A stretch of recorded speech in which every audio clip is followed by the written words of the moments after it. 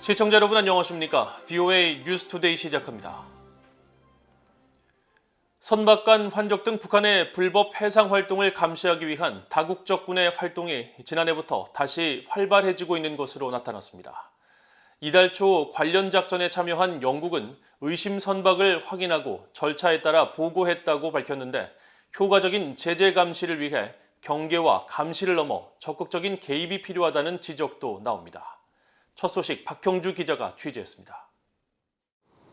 신종 코로나 바이러스 대유행이 본격화됐던 2020년 주춤했던 다국적 군의 대북 제재 해상 감시 활동이 다시 활발해지고 있습니다. 관련 현황을 집계한 일본 외무성 자료에 따르면 서방 국가들이 한반도 주변에서 제재 감시 작전에 참여한 것이 2020년에는 5차례에 불과했지만 지난해부터 최근까지 15차례로 3배 이상 늘었습니다. 또 이달 말부터 다음 달 말까지 호주 항공정찰기가 일본 가데나 공군기지에 머무르며 감시 활동에 참여한다고 일본 외무성이 24일 밝혔습니다. 앞서 이달 초에는 영국 해군 해상 초계함 HMS 타마르가 한반도 주변 해상에서 대북 제재 감시 활동을 벌였는데 영국 해군 측은 과거 선박간 환적을 통한 유류 석탄 이전을 수행한 것으로 목격된 관심 선박을 확인하고 절차에 따라 해당 선박의 위치를 파악해 보고했다고 23일 VOA에 밝혔습니다. 네온 작전이라는 이름으로 UN 대북 제재 위반 감시 활동에 참여하고 있는 캐나다는 VOA에 북한의 제재 회피 방식이 교묘하고 빠르게 진화하고 있다고 지적하며 캐나다는 인도태평양 지역의 안보를 강화하기 위한 국제적, 지역적 노력을 계속 지원하고 있다고 강조했습니다. 지난해 바이에른 호위함을 파견해 처음으로 대북 제재 감시 대열에 합류한 독일은 국제 파트너들과 함께 이 지역에서 항로의 자유와 국제법 준수를 지지한다는 결의를 보여줄 수 있었다고 평가했습니다. 이처럼 다국적군이 동참하는 제재 감시 활동은 대북 제재 집행과 준수에 중요한 역할을 한다는 평가를 받고 있습니다. Monitoring and surveillance goes beyond just spotting and taking pictures of suspicious vessels and/or illicit maritime activity.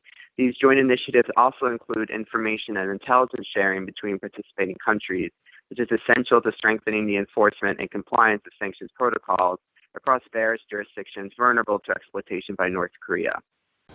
하지만 더 효과적인 제재 회피 억지를 위해서는 경계와 감시 활동을 넘어 해당 선박에 대한 개입과 차단 등 적극적인 조치가 필요하다는 지적도 있습니다.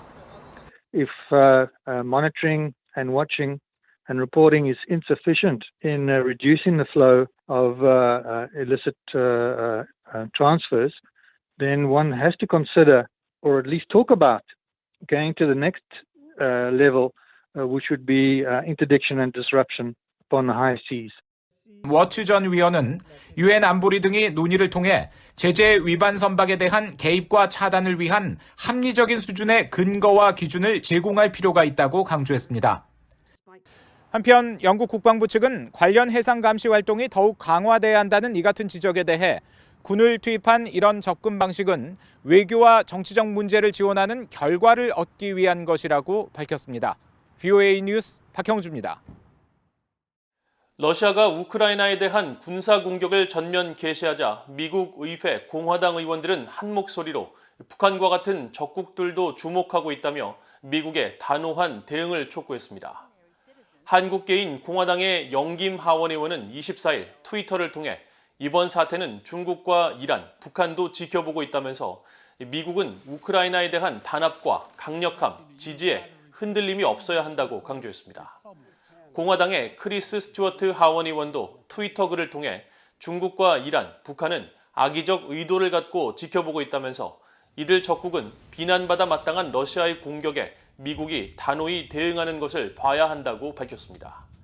또 공화당의 어거스트 플루거 하원 의원도 트위터를 통해 러시아가 우크라이나에서 주권국가를 점령하고 민주주의를 파괴하도록 허용한다면 중국과 이란, 북한은 이를 분명히 주목할 것이라고 강조했습니다. 미국과 일본, 호주 공군이 참여한 연합공중훈련이 북한 등의 위협에 대처하기 위한 것이라고 밝혔던 미국 군 당국이 콤노스 훈련이 성공적으로 끝났다고 평가했습니다. 미국 태평양 공군사령부 공보실은 23일 최근 종료된 콤노스 훈련에 대한 평가를 묻는 VOA의 질문에 미국 공군과 동맹국 간의 전투력 강화와 전투원 통합 개선 목표를 계속 달성하고 있다면서 콤노스 훈련은 미국과 일본, 호주 간의 상호 운용성 강화를 위한 전투공군의 대규모 동원과 인도적 지원, 재난 구조 훈련에 초점을 맞췄으며 3국은 이번 훈련에서 어떠한 활동에도 영향을 받지 않았다고 밝혔습니다.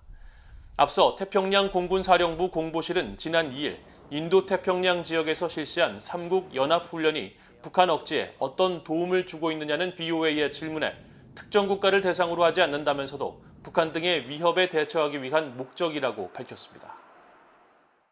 올해도 북한 인권 결의안을 제출할 것이라고 밝힌 유럽연합이 초안에 들어갈 내용의 핵심적인 사안들을 VOA에 공개했습니다.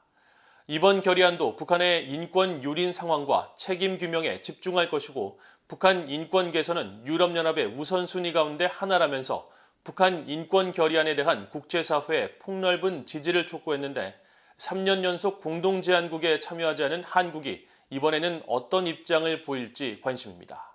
안소영 기자가 보도합니다.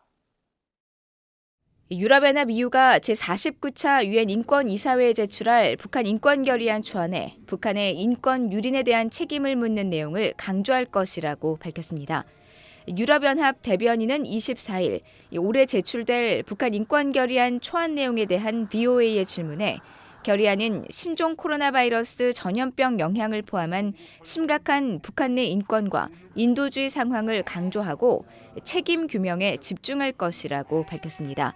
또 유럽연합은 북한 인권결의안을 유엔 인권이사회의 주요 의제로 다루려는 노력을 지속할 것이며 이전처럼 계속 합의 채택을 목표로 하고 있다면서 북한 인권결의안에 대한 더 많은 국가의 지지와 참여를 촉구했습니다. 지난해 북한 인권결의안 초안에는 일본과 프랑스, 독일 등 35개 나라가 공동 제안국에 참여했고 이후 추가로 미국 등 25개 나라가 공동 제안국에 이름을 올렸습니다. 반면 한국은 지난 2019년부터 한반도 평화 정착 노력과 남북관계 특수성 고려 등의 이유로 공동 제안국에 참여하지 않고 있습니다. 이와 관련해 전문가들은 북한 인권 상황 개선을 위해서는 한국 정부의 역할이 크다며 인류 보편적 가치인 인권과 정치 외교 사안은 분리해 다뤄야 한다고 강조했습니다. It undermines the unity and impetus of the other countries that come together to stand up for the North Korean people in the face of North Korean government's persecution of them. South Korea must stand more with the North Korean people. 북한 자유연합의 수전 숄티 의장은 한국 대통령은 북한 주민을 자국민처럼 보호해야 할 헌법상 의무가 있다면서 공동제안국 참여를 촉구했습니다. And he has the constitutional obligation because under the South Korean constitution, North Koreans are also citizens of South Korea. And so South Korea should be the most powerful voice in the world about what's happening to the people of North Korea. 한편 유럽연합은 이번 결의안 초안에 오는 8월 임기가 끝나는 토마스 오에아 퀸타나 유엔 북한 인권 특별보고관에 대한 1년 임기 연장도 함께 요청할 것이라고 밝혔습니다. 올해 유엔 인권이사회 제출 보고서 작성 자료 수집차 한국을 방문했던 토마스 오에아 퀸타나 유엔 북한 인권 특별보고관은 기자회견을 통해 한국의 유엔 북한 인권 결의안 공동제안국 불참은 북한에 잘못된 메시지를 줄 수 있다고 지적하며 참여할 것을 권고했었다고 밝혔습니다. 제49차 유엔 인권이사회 회의는 오는 28일 스위스 제네바 유엔 본부에서 개막해 4월 1일까지 진행됩니다. VOA 뉴스 안소영입니다. 유엔이 안보리 대북제재위원회와 유관 회원국들이 대북 송금 거래 중단 문제에 대한 특별 해법을 논의 중이라고 밝혔습니다. 유엔 인도주의 업무조정국 대변인은 24일 관련 사안에 대한 VOA의 질문에 대북 인도주의적 금융기재, 즉 은행 경로는 2017년부터 작동되지 않고 있다면서 신종 코로나 바이러스 방역 조치로 실시한 북한 당국의 국경 봉쇄 이후 문제를 완화할 수 없었다고 설명했습니다. 그러면서 국제유언이 없는 상황에서 북한 내부에서 계속 유엔의 지출이 발생하고 있어 은행 경로는 인도주의적 활동의 주요 장애라고 지적했습니다.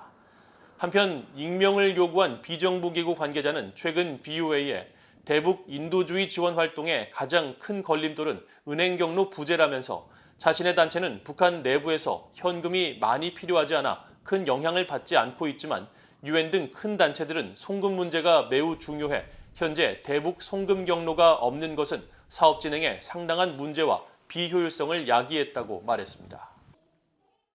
북한의 자유지수가 올해도 전 세계 최하위권으로 북한 주민들의 정치적 권리와 표현, 신념의 자유 등이 거의 없는 것으로 나타났다고 국제인권단체가 지적했습니다. 미국 워싱턴에 본부를 둔 국제인권단체 프리덤 하우스는 24일 발표한 2022 세계 자유보고서에서 북한의 자유지수가 100점 만점에 3점을 받아 최하위권에 머물렀다고 밝혔습니다.